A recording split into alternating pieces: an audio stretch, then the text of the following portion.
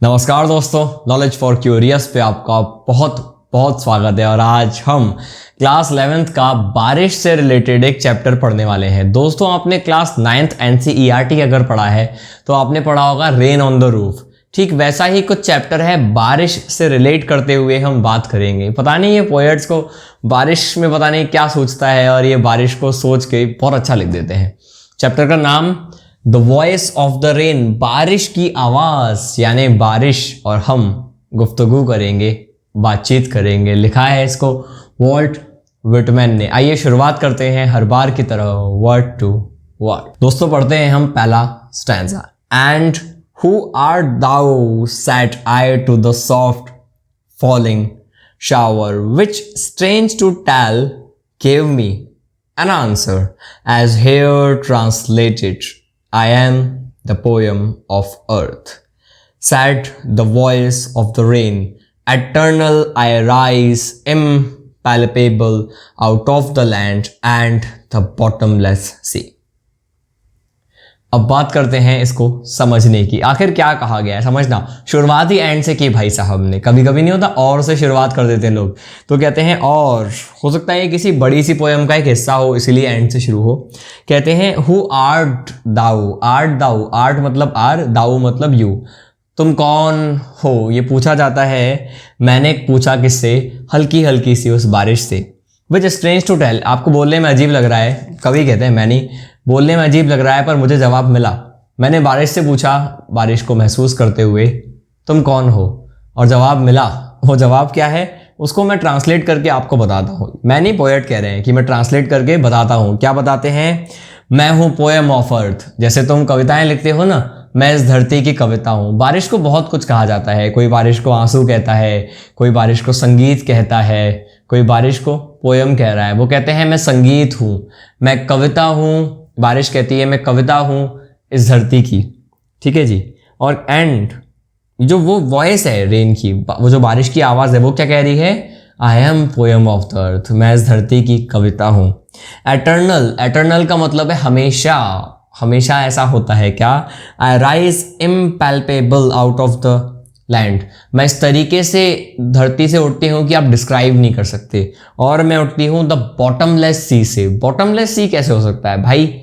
सी का भी बॉटम होता है, सी का भी तल होता है, समुद्र तल होता है। पर यहाँ पे अतिशयोक्ति की गई है, हाइपरबोल का इस्तेमाल किया है कि समंदर इतना गहरा है कि पता ही नहीं चलता कि आखिर समंदर कहाँ खत्म हो रहा है। तो क्या कहा गया है कि समंदर और धरती से मैं उठती हूँ और पता नहीं चलता कब उठी। आपने देखा है कभी बारिश को उठते हुए? धीरे धीरे भाप बन रही होती है। अगर आपने ज्योग्राफी पढ़ा है तो आपको पता होगा, हल्की हल्की सी भाप उठती है, धीरे धीरे भाप आगे बढ़ती है, और धीरे धीरे भाप आगे बढ़ के ऊपर जाते जाते जाते जाते बादल बन जाती है। तो इनपैल्पेबल है, पता नहीं चलता, उसको डिस्क्राइब नहीं कर सकते, बस उठ जाती है वो धरती से और उठ जाती है वो समंदर से। तो दोस्तों, अब हम बात करते हैं स्टैंजा सेकंड की। Upward to heaven whence vaguely formed altogether changed and yet the same, I descend to leave the trots, atomies, dust layers of the globe, all that in them without me were seeds only, latent, unborn. इसका मतलब क्या है समझना। हो सकता है आपने geography न पढ़ा हो, मैं आपको बता देता हूँ। जब बारिश की शुरुआत होती है ना, तो वो बहुत आप कह सकते हो वेपर है, दिखता नहीं है, धीरे धीरे वेपर है। पर फिर वो क्या करता है, हेवन की तरफ, हेवन मतलब आसमान, ठीक है, हेवन मतलब स्वर्ग नहीं, आसमान, आसमान की तरफ धीरे धीरे ऊपर बढ़ता है। फिर क्या होता है? वेगली फॉर्म्ड है। वेगली मतलब क्लियर नहीं है। मैंने आपको बताया ना, ऐसा नहीं है कि आप देख पाओगे। बचपन में मैंने देखा है कि कई बार ऐसा लगता है आसमान में, और ये बादल बन रहे हैं, पानी धरती से ऊपर जा रहा है, पर जब आप समंदर के किनारे हो तो दिखता नहीं है। तो वेगली है, कुछ क्लियर नहीं पता चलता, लेकिन बनता है। अब कहा all together change and yet the same. इसका क्या मतलब है? बदला है पर सेम है। मैं समझाता हूं। देखो, जब वो वेपर उठता है तो बहुत ज्यादा बारीक सी, बारीक तो कहना गलत होगा, बहुत ज्यादा आप कह सकते हो उसकी भाप होती है, इनविजिबल भाप, लेकिन वो चेंज होती है और वो बन जाता है ड्रॉपलेट्स। हो हल्की हल्की सी बूंदें, चेंज हुई, पर था पहले भी पानी और अब भी पानी, इसीलिए कहा गया है yet the same. All together change, क्योंकि वेपर से ड्रॉप्स का चेंज हुआ है। येट द सेम, क्योंकि वो है तो H2O ही है, तो वो पानी, बस पहले वो भाप के रूप में था, अब बूंदों के रूप में है। फिर क्या कहा गया? फिर मैं डिसेंड करती हूँ। डिसेंड का मतलब है नीचे उतरना, असेंड का मतलब होता है ऊपर जाना। कहाँ मैं जाती हूँ? लेव, नहलाने, गीला करने, भिगोने। किसको? ड्रॉट्स को। ड्रॉट मतलब जब बहुत ज़्यादा सूखा पड़ा हो कहीं भी। एक तो होता है ड्रॉट, वो सूखा पड़ना, अकाल पड़ना, ठीक है। ड्रॉट्स मतलब जहाँ पे कुछ टाइम से बारिश नहीं हुई है। जब ऑफ कोर्स अगर बारिश नहीं हुई है, पिछली बार बारिश हुई थी, इस बार बारिश नहीं हुई, तब से सूखा पड़ा होगा, वहाँ मैं पानी बिखेरती हूँ। फिर एटोमीज, डस्ट लेयर्स, जो छोटे मोटे कण हैं, धूल है इस धरती के, इस ग्लोब के ऊपर जो भी धूल है उसको मैं साफ कर देती हूँ। फिर क्या कहा गया है? वो सब मेरे बिना सिर्फ बीज थे।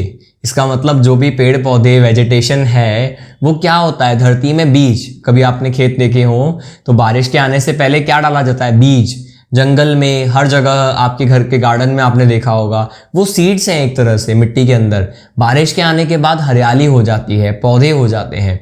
तो वो आप कह सकते हो जो ज़मीन है वो शांत थी, उसमें मृत्यु थी, मृत्यु नहीं शांति थी, और अब उसमें हरियाली है, जीवन है। तो वो जो जीवन था, जो पौधे हैं, वो बीज के रूप में है, और बारिश के आते ही वो बाहर आ जाते हैं, उनमें लाइफ आ जाती है। अब बात करते हैं हमारे आखिरी थर्ड स्टैंजा की। दोस्तों थर्ड स्टैंजा कैसे शुरू होता है? And forever by day and night I give back life to my origin and make pure and beautify it, for song issuing from its birthplace after fulfillment, wandering, wrecked or unwrecked, duly with love returns। ये हमारा third and last stanza है। क्या कहते हैं poet? वो कहते हैं and for ever by day and night, दिन रात हमेशा मैं एक काम करती हूँ। वो बारिश कह रही है, मैं एक काम करती हूँ। मैं क्या करती हूँ? मैं जहाँ से आई थी ना, मैं उसको लव देती हूँ, मैं उसको ज़िंदगी देती हूँ, मैं लाइफ देती हूँ। कैसे? समझना। देखो दो चीज़ों की बात हो रही है। एक बात हो रही है बारिश की, तो देखो बारिश जहाँ से आई वहाँ पे होगी भी, समंदर के ऊपर भी बारिश होती है। वो ज़मीन जहाँ से एक्स्ट्रा वाटर निकला, आपको पता होगा पेड़ों से भी पानी निकलता है, एवार ट्रांसपोरेशन होता है, ठीक है जी। तो वहाँ से भी जो पानी है वो निकलता है पेड़ों से, पौधों से, तो क्या वहाँ वापस नहीं आता?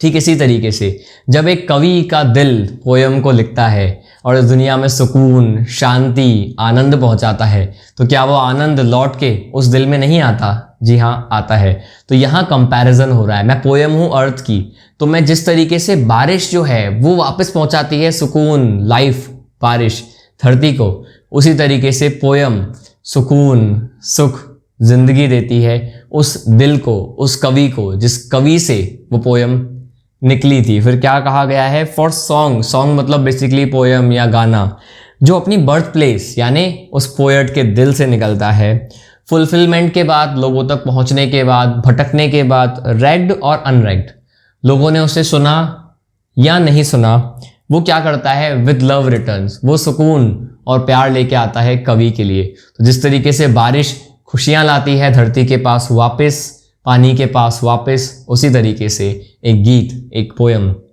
सुकून लाती है पोएट के पास वापस। तो आई होप ये पोयम आपके पास सुकून लाई होगी। ऐसे ही और चैप्टर्स के लिए हमारे साथ बने रहें। धन्यवाद।